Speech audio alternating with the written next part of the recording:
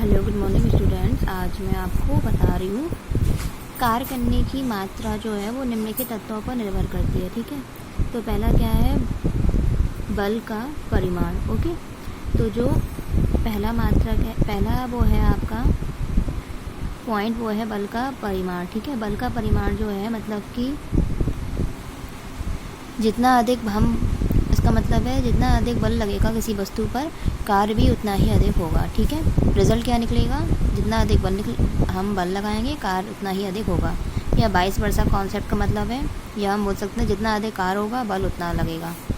ठीक है, या दूसरा है विस्थापन, जितना अधिक वस्तु विस्थापित होगी एक प्लेस से दूसरी प्लेस पर, जितनी अधिक दूरी पर जाएगी कार्य उतना ही अधिक माना जाएगा। ठीक है, या फिर हम ये बोल सकते हैं कार्य जितना ज़्यादा होगा विस्थापन उतना अधिक होगा। उल्टा भी बोल सकते हैं, इसको 22 वर्षा कॉन्सेप्ट बोलते हैं। ठीक है, धनात्मक, ऋणात्मक और शून्य कार्य 3 टाइप के होते हैं। तो धनात्मक कौन से होते हैं, मतलब कौन कौन से हो सकते हैं। देखो, जब किया गया कार्य धनात्मक तब होता है जब बल वस्तु की गति की दिशा में कार्यरत हो। मतलब जो आपकी वस्तु जो है ना, बल लगाने के बाद वस्तु की दिशा, वस्तु की गति जिस दिशा में होगी उसी दिशा में आपका बल लग रहा है, तो बल उसी दिशा में कार्य करना चाहिए। अगर बल आपका उसी दिशा में कार्य कर रहा है, वस्तु की गति की दिशा में कार्यरत है, तो उसे हम बोलेंगे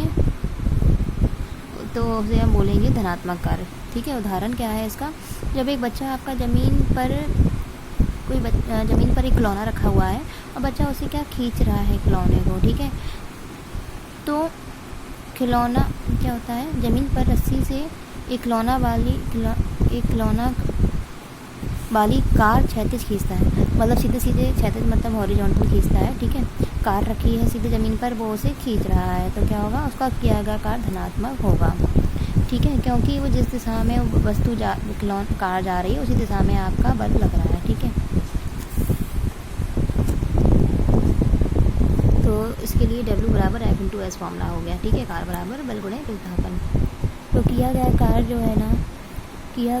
जो है वो ऋणात्मक होगा। कब, जब वस्तु की दिशा जो होगी ना, जब वस्तु की दिशा के विपरीत दिशा में कार्यरत होता है।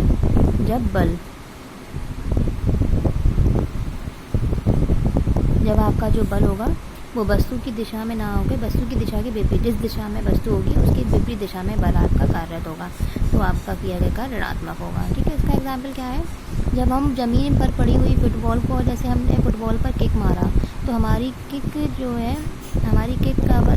किक मारने पे फुटबॉल जो है हिल जाएगी। ठीक है, तो यहाँ पर जो आरोपित बल है और फुटबॉल की जो दिशा है, बल जिस दिशा में लग रहा है और फुटबॉल की जिस दिशा में जा रही है, फुटबॉल की दिशा दोनों अगर समान है तो किया गया कार्य धनात्मक होगा। लेकिन जब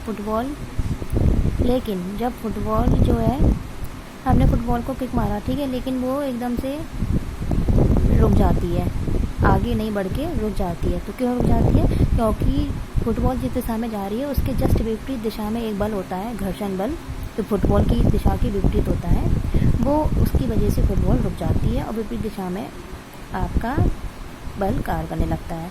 ठीक है, तो इसलिए यहाँ पर काम करेगा ऋणात्मक कार्य। ठीक है, यह है आपका एग्जाम्पल। जैसे हमने किक मारा, ठीक है, किक मारने पर वस्तु की दिशा, ये फुटबॉल है आपकी, तो गति कहाँ होगी, इसी दिशा में।